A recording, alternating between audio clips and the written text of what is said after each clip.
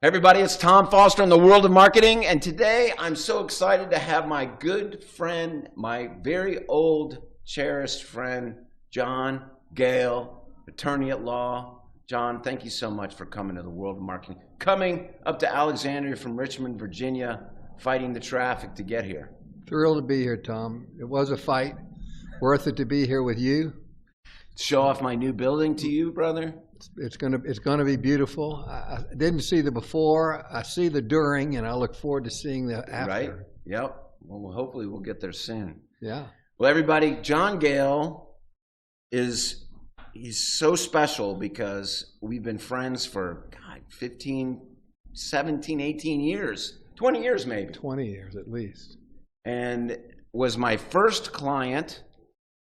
Even before I did websites, John and I worked together, and I had the privilege of doing trial presentation for John, where John brought me into the courtroom, and you're the one that I learned a lot about how that works.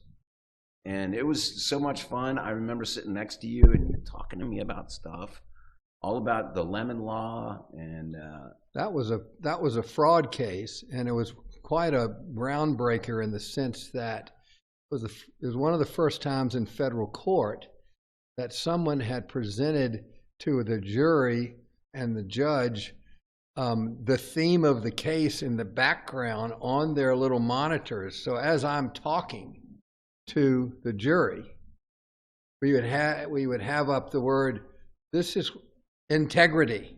Yeah. Or honesty, or these days it's all over the place, but back then it was brand new. So I would go in and set up monitors for all the jurors. Remember those little flat screens I would set up? Yeah. I'd roll in with my box of stuff and set it up. Cords going all over the place. Cords everywhere. It was a mini network, and I had those 15-inch Mitsubishi flat screen monitors, the very first flat screen monitors, for the jury, for the witness, for the judge, for the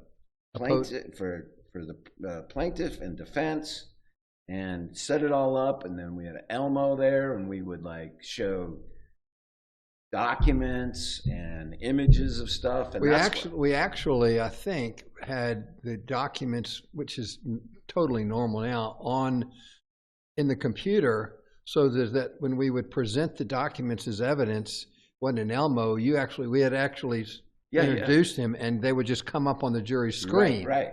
So instead of them looking at a hard copy, and as a lawyer, you don't want a jury reading while you're talking, so they could look on their screen, and I'm talking to them, right, and they can hear what I'm saying rather than concentrating on what they're. Well, I mean, nowadays, that's what they do constantly. Trial presentation. I mean, it's everyday thing, but Sure. Back in the day, and courtrooms have that equipment now. Sure they do. But back then, they didn't have it. So I have to drag all that stuff in, and I had about 15 minutes to set up and get everything ready to go. And we did not tell opposing counsel that we were doing this. Right. And shocked the system. And this is a big firm. We call them the tall building lawyers, because I've always been a small single lawyer or two lawyers fighting for the people, sleeping well, not making any money, but sleep well at night. And that lawyer stood up in front of the federal judge and says, "Your Honor, we object to these cameras. This presentation this technology, because this was distracting the jury." And the judge, who was this great older judge, said, "Mr. Wingfield, the train has left the station, and you all better get on it in your next trial." That's right. That's so great you remember that. And we won that trial over this big firm, and it was a good thing. Yeah. So back then, that was a lot of, because you do. Well, tell everybody what kind of law you practice. People ask me that. So, what's your niche? And I will always usually say it's I wrote Virginia's Lemon Law, or co-wrote the Lemon Law many years ago, and it's evolved into where I'm kind of a poor man's Ralph Nader. But a lot of young people don't know who the hell Ralph Nader is or was. But anyway, I have a consumer practice where I do a lot of lemon law. As the author of Virginia's lemon law, I get a lot of calls because of that. What is lemon law? Lemon law is a statute that was passed in Virginia back in the early 80s, and I almost completely redrafted it in the early 90s, and got a representative from the state to support this new legislation and the amendments, and passed it. And the lemon law is a statute that if your car doesn't work after your new car, and some used cars, if they can't fix it after 3 tries, or 1 try for a life-threatening defect, or 30 days in the shop for any number of things, and the problem's significant, they got to give you all your money back, interest, title, taxes, tags, and legal fees, and expert fees. And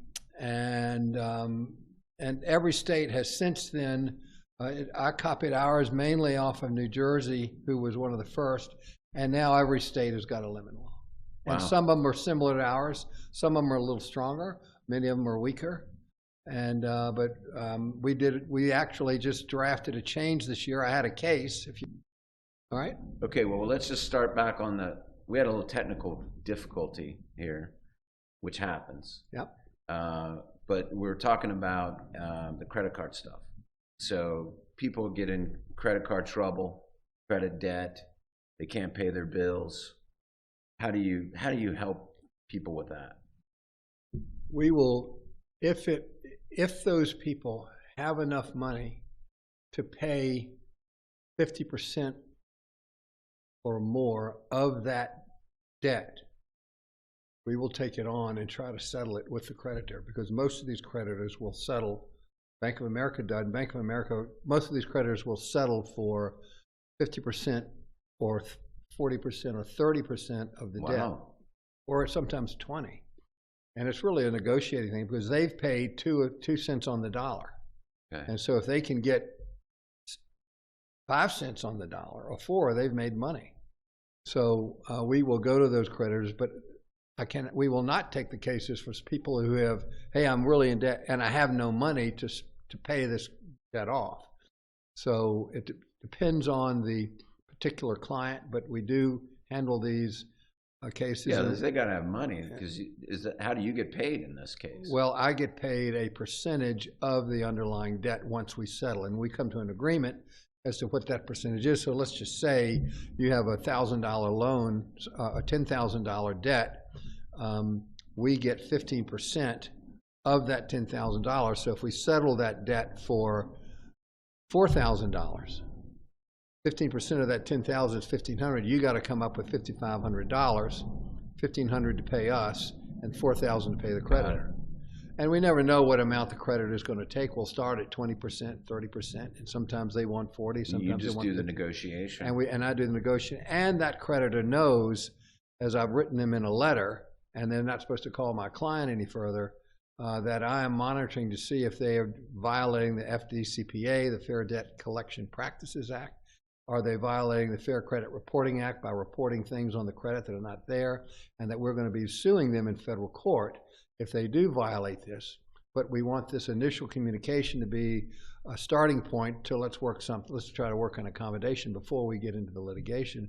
So they know they've got a lawyer coming after them if they screw up, which these big companies may in some way with their lawyers, and go, let's just settle this thing, because I'm guessing 60 to 70% of the debtors they're going after don't have a lawyer, and they don't have to worry about it, so they just as soon get rid of me.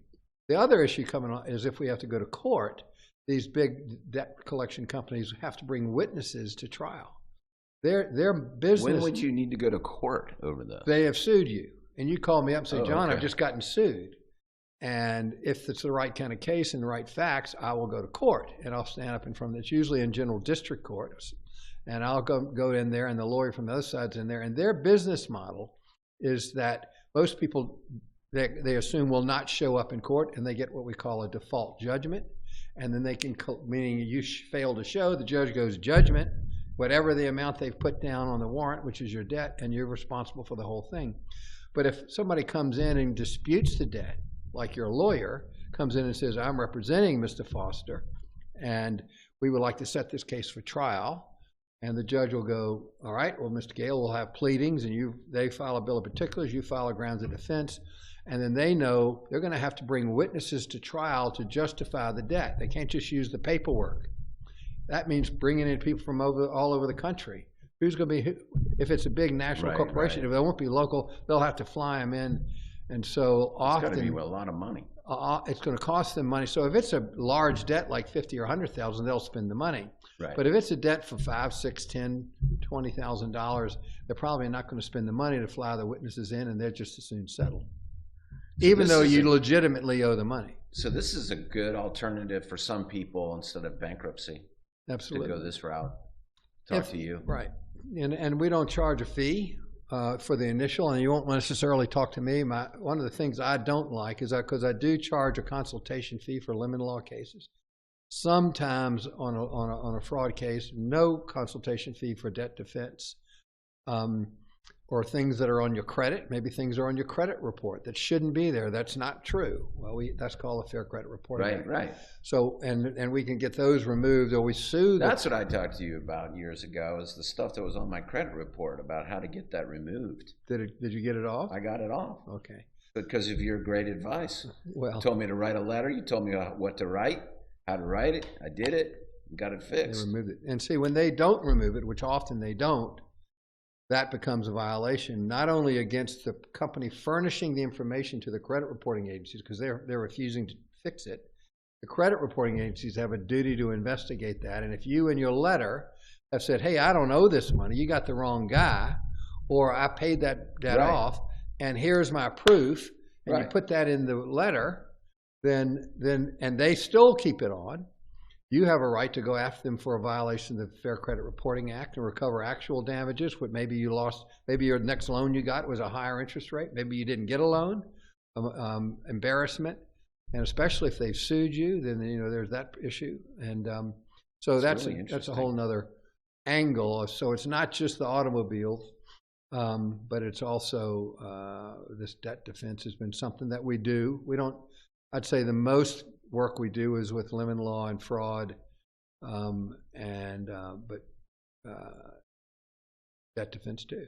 Well, what I love about you, John, is, and you've been a client of, we do your website since the beginning of time. One of my very first, if not the first, I don't know, but you're up there.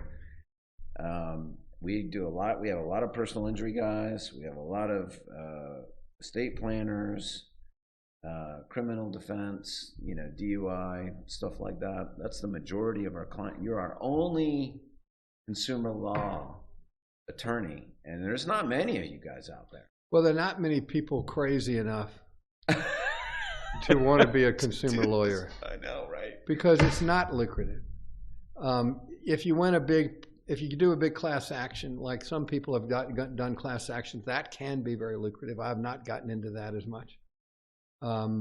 You get your money from their hourly rate, and when you win, and even when you win, you may not collect because the dealer just goes out of business. Right. And there is a fund in Virginia to pay some of those fees if the car dealer goes out of business. But it's a difficult area. It's a tough area of law. It's not easy. It's esoteric. Fraud is hard to prove. Punitive damages are hard to get. Somehow I've started. One friend of mine who does a lot of class actions says, "Why in the crap are you still doing fraud and VCP, Virginia Consumer Protection Act, and lemon law? You're beating your head against the wall. You should start doing class actions. It's so much easier." Well, Tom, it's just what I know. I know how to do it. And people need it. I'm good at it. I'm one of the few lawyers in the state who's done it, who does it, who concentrates in it. And so we get calls all over the state. Yeah. theconsumerlawgroup.com. That's right. Is the website. That's right. And I'm telling you, everybody, John Gayle is unique. You're a unicorn lawyer. And I mean, you're the only guy I know that does this. And these are real problems that people have, regular people. And the great thing is that you don't need to suffer. If it's something like some fraud, or you got a car that's broken and you can't get it fixed, and That's where the Lemon Law comes in. Thank you, Tom. But let me say something to everyone who listens to this now, rather than 5 years from now. There is a unique situation going on in the marketplace today, and it affects your recovery in fraud cases and lemon law cases. And that's this, that automobiles now, as we probably all know if you tried to buy one, a used car now is 47% more expensive than it was a year ago. New cars are about 10 or 12% more expensive. And the reason it affects the law practice is that I have a case now where a client hired me 2 years ago, and I told him, look, you're going to get all your, if we win this case, you're going to get all your money back. I'm going to get my legal fees, and you can then go buy another car. Well, we have a trial in about a week, and Toyota has offered to buy the car back. It's a risky case because the issue is a GPS that doesn't work. The software just isn't functioning. And is that a significant enough problem to warrant all his money back? Right, right. And there's an argument, well, you can just buy a Garmin and you're going to be fine. And so there was a chance we would lose that case. But long story short, we've gotten an offer to settle the case. And my client is very unhappy because the offer is, I'm going to give you all your money back. But when he gets all his money back, it's the price for the car he bought 2 years ago, and it's going to cost him $15,000 more to get another car. Right. So he says to me, I think I want my money back plus $15,000 because that's what it's going to cost to put me in another car. I want you to tell the jury that. And I've told him, I said, but the law doesn't allow you to, you won't get the 15. The law is just, here, give me the car, give the car back to the manufacturer, and we'll give you all your money back. What it's worth. What it's worth. And what it, no, not what it's worth, what you paid for. 2 years ago. 2 years ago. And now, since all the prices for cars have gone up, right, people need to realize that, so he's upset that, you know, he's going to get this money, but he's going to have to come up with a bunch of money. He's not, you know, a super wealthy person, and he's very concerned about, I want the same kind of car, and I'm going to have to pay $15,000 more. And I don't have that. And he doesn't like it. I don't either. But it's a phenomena of the market right now. So, I mean, I just thought it'd be an interesting thing. If you're thinking about the lemon law, remember, you're getting the purchase price of what you paid for it, not what it's worth today. And interestingly, some people are going, screw it. If I can get more for my used car than what I paid for it when I bought it 2 years ago now. Right. So sometimes it's not, you have no loss. They may have screwed you over some fashion, but you don't have a loss because the value of your car is higher now than what it was when you paid for it. So I just thought that would be. That's what's happening. Like, I've got equity in my car. I've got my leases up in 2 months, and I'm just going to buy it and then turn around and sell it because I have so much equity in it. I can make more money just buying it off the lease, right? And then turning around and sell it. And then sell it. Yeah, because you locked in a repurchase price from 2 years ago, right? And it's worth a lot more now. So it's fascinating. So yeah, it's like this never happens. So and this isn't going to last long. I mean, the car manufacturers are going to get this thing rolling, assuming they can. This is all because of COVID. Well, it may be whatever. It's the chips. They're not getting the chips because of COVID from Taiwan. Taiwan's not getting the stuff they need from China because they've now locked down Shanghai. Yep. For whatever reason. I mean, the whole city. Yeah, it's a mess. So 25 million people. So it's a mess. So we've got a supply chain issues, and but it's that we can't worry about it. And interestingly, there are cases that if a manufacturer says, well, the reason we kept your car, remember everyone, that if you have 30 days in the shop, adding up all the different repair attempts, and the car is still not fixed, and it's a significant problem, you're entitled to all your money back. And suppose the manufacturer says, well, look, because of supply chain issues and because of COVID, we can't get the parts. That's not an excuse anymore. Nope. It hadn't been, you know. That's the law, because the law protects you. Well, right? The law just says you got 30 days. And when in the past, when manufacturers said, well, we just can't there was an act of God and something happened. Like, I guess you could claim COVID was an act of God. I happen to think it's an act of the Chinese, but don't get me started. Right. That's okay. That becomes an issue. Yeah. So, but you can still, in that case, what happened? I mean, did they get all their money back, or did they get a new car, or what? When they violate the law, you get all your money back. Under the lemon law, you're entitled to two remedies. One is two mutually exclusive remedies. One is give them back the car, and you get all your money back. You do have to give them credit for the mileage on the car up to the first repair attempt, not all the current mileage. So be careful, if any of you all are listening to this, that when the manufacturer says, well, we'll buy it back and we want all the mileage up, and you may have 35,000 miles on it, so we want it at 30 cents a mile or 29 cents a mile, all the mileage up there, so it's a $6,000 or $7,000 deduction. When the law is that the mileage clock stops at the first repair attempt of the problem you're complaining of. So that amount of money, it can be significant, and be careful not to accept the manufacturer's argument. But if they don't want to pay what they're supposed to in the law, that's why you take them to court. Well, here's the thing. You know what's up when it comes to this stuff. And that's what I'm saying to everybody here. If you've got any kind of, anybody that's got an issue with their car that's been going on, talk to John Gayle. John Gayle knows what's going on. And brother, it's been so good talking to you. So people need help here with lemon law. If their car is broken and just can't get fixed, or if they've been screwed over somehow by an auto dealership, any kind of fraud, really. That's right. Anywhere that there's been a misrepresentation, screwed somehow by anybody. I will point out something that's important before we finish. We're in the midst of trying to get in Congress and here in D.C. We're trying to get arbitration clauses changed so that you don't give up your constitutional right to a trial by a jury or to take somebody to court. Because as things are now, most car dealers, certainly most franchise car dealers, and I'd say at least 60 to 70% of the used car dealers have a clause in your contract that says, I give up my constitutional right to a trial by jury or take you to court. I can't take you to court in the event of a dispute.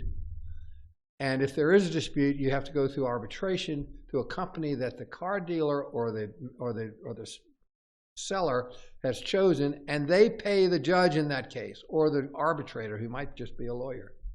And so it's not a particularly fair system. The problem is, when you're buying something big like this, you're not thinking lawsuits, you're not thinking lawyers.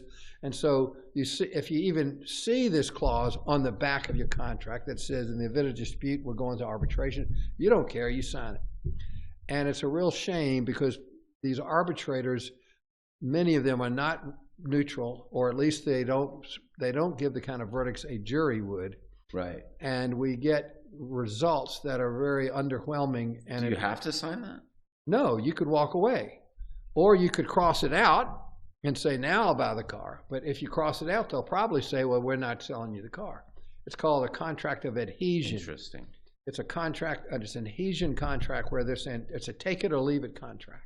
Sure. And so if enough people said, why would I bought a car once, and they handed me this arbitration clause that was on the back of my retail installment sales contract. I asked the finance manager, I said, let me ask you something.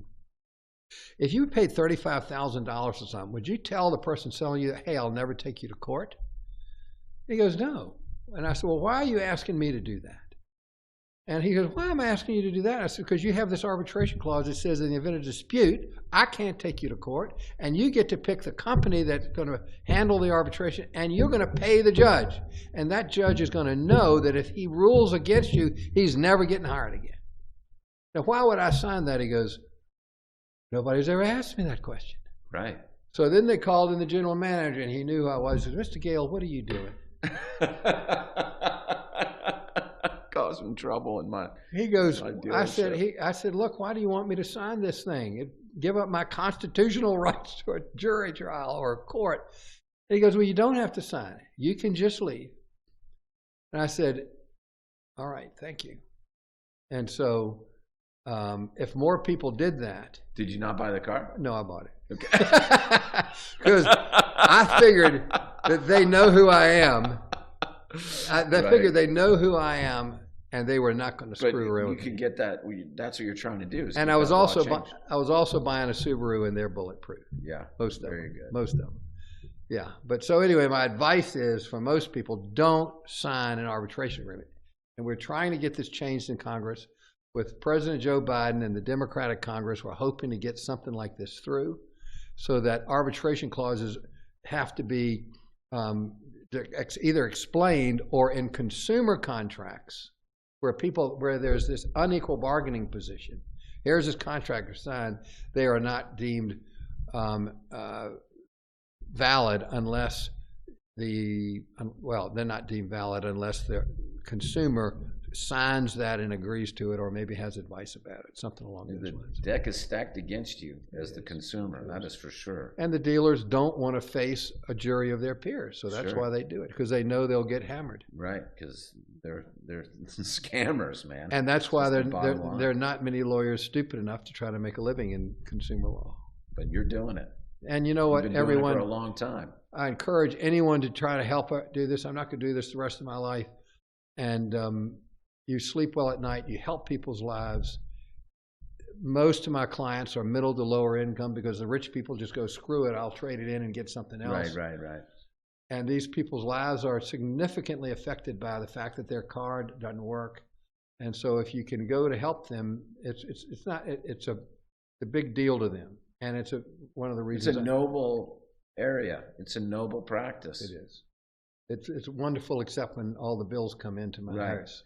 But is your son Cole? He's going to law school. My son Cole works for me as a legal assistant. He's been working for me for a year and a half. Got into law school. He's going this fall, and it's very exciting. Now, whether he'll do this, I don't know. I think he might. Father's footsteps. He may do that. Right.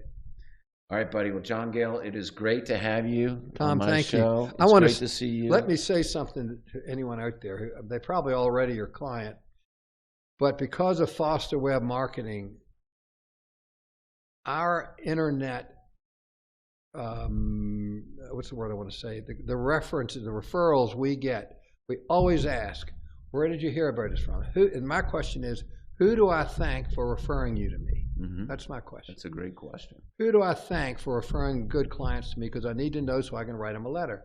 Unless it's Google, and 90% of them say, well, it was Google. Huh. So a lot of lawyers will do it, but a lot of it's Google. And the reason it's Google is that my website is one of the top websites for lemon law or consumer law on the website. And it's a lot because of what Foster Web Marketing has done. DSS has been fantastic. I have an IT person that helps me do this. I don't do it very much, but somebody in my staff does, and it's been a huge benefit to my practice. Well, thank you. And thank you for everything you did. Thank you, buddy. You're welcome. It's a great partnership. Yeah, it's always been fun. All right, everybody. This has been Tom Foster and my great friend John Gayle in the world of marketing. See you soon.